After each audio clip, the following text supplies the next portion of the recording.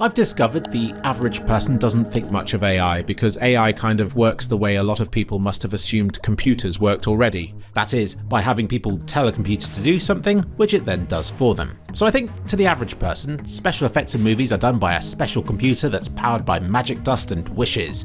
Maybe games are made by writing a book of some sort which you then feed into a computer to generate a 3D world from.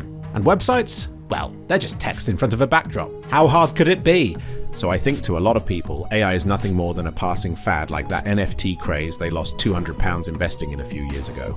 Meanwhile, I've always seen computers as having a set of strengths and weaknesses which are complemented quite nicely by human manipulation. And I've always found a lot of joy in trying to bypass computers' weaknesses and by playing to their strengths. But thanks to AI, many of their weaknesses are now becoming genuine strengths of theirs, because artificial intelligence, AI, transcends traditional computer limitations by combining two critical elements: hardware speed and efficient algorithms. Computers, constrained by physical laws, can only operate so fast. However, AI harnesses smarter algorithms to tackle complex tasks like music composition and disease diagnosis. While some problems remain unsolvable, AI's synergy of hardware advancements and intelligent algorithms promises an exciting future. Yellow Star Robot Face Space Rocket. And it's because of all these additional strengths it gives computer hardware, I'm sat here thinking the world's about to end. Not so much because AI is going to go all Skynet on us, but because I think it's going to be used by people who will want to use AI to go all Skynet on us. In a way, AI has made me lose quite a bit of interest I had in computers, because I think a large part of their appeal for me was in trying to get them to do what I wanted them to. There was a sense of accomplishment from that. But now they're this magical thing you can just tell to do something, and they'll do it. What's the point in that?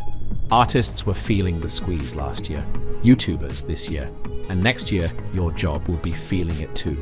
Almost 2 years ago, I created a YouTube series where I interviewed AI, because I was absolutely sure that series was going to be a success. At the time, AI showed a degree of intelligence, but not quite enough to avoid the occasional silly answer. A winning combination, and a peek into the possibilities of AI-generated conversations. I had the framework in place for about 10 episodes of this, having spent days asking it questions about subjects and then getting fun responses from it. And I had spent literally tens of my own British pounds on the tokens required to get all the AI-generated responses I needed. Because like I said, I was absolutely sure it was going to be a successful series.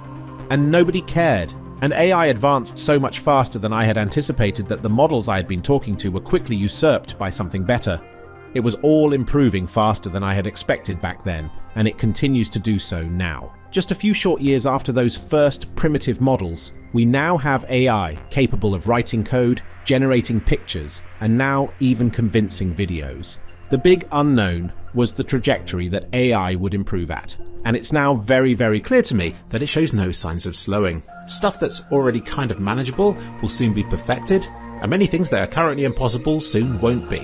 And even if it stopped improving right now, like dead in its tracks, which I know it won't, but imagine it does, it's already past the point of no return. Because it isn't just being used by the rich and powerful, it's being used by lots of different people for lots of different purposes. It's flooding image sites, Facebook posts, and misinformation using AI is only going to increase as more and more people grow familiar with using it. I am no longer able to distinguish between what's AI and what isn't without close scrutiny. And because I've become kind of paranoid, I even recently mistook a video of Trump as being AI generated because the subject matter sounded like a load of nonsense and his mouth moved kind of weirdly.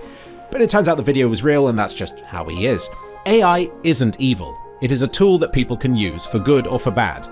The good guys may put measures in place to block inappropriate AI content, and I've been impressed by how robust these blocks have been, but the bad guys won't bother, and their AI will be all the more capable for it. Whatever is possible and can happen with AI eventually will, and will likely happen far sooner than we might anticipate. What sucks is, when I look at what AI could be used for, it could be used to further science, to improve technology and to automate all the jobs that people don't want to do. It could be that magic solution to all of life's problems. It could benefit mankind and send us towards those future utopias that we used to dream about.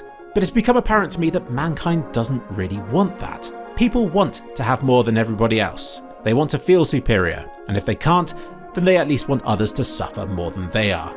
And AI will help them with that too. Because AI, at its very heart, is a reflection of humanity. It is trained on our text, it learns from our pictures, and it reflects our perception of this world. It is like a mirror pointed back at ourselves, and just like an endless feedback loop, it's going to amplify whatever we feed into it. Let's hope we steer it on the right path. In the grand symphony of progress, AI's crescendo remains elusive.